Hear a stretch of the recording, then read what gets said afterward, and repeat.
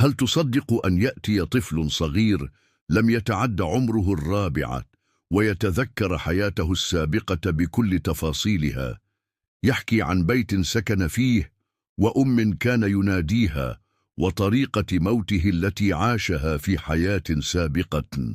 قصتنا اليوم قد تغير كل ما تعرفه عن الموت وعن الحياة.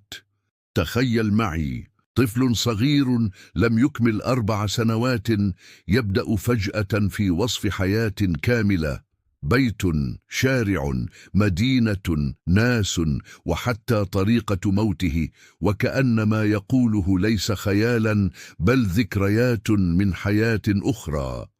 القصة دي حصلت فعلا في ولاية أوهايو الأمريكية لطفل اسمه لوكاس. من أول ما بدأ يتكلم كان بيقول حاجات غريبة: أنا مت قبل كده وكنت ساكن في بيت كبير لون بابه أحمر. أهله فكروا في الأول إنه بيتخيل، لكن مع الوقت بدأ يوصف حاجات دقيقة جدا: اسم المدينة شيكاغو، اسم أمه السابقة مارثا، وحتى الحادث الذي مات فيه. كنت سايق العربية، وجدت شاحنة من اليمين وخبطتني ومت على طول. والأغرب إن لوكاس عمره ما زار شيكاغو في حياته، ومع ذلك قدر يوصف أماكن وشوارع بدقة. ولما خدوه في زيارة لهناك شاور على بيت وقال: أنا كنت ساكن هنا.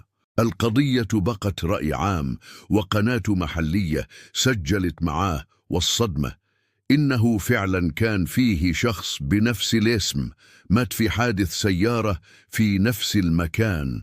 سؤال بقى: هل ده دليل على تناسخ الأرواح، ولا صدفة غريبة، ولا خيال طفل فاق التصور؟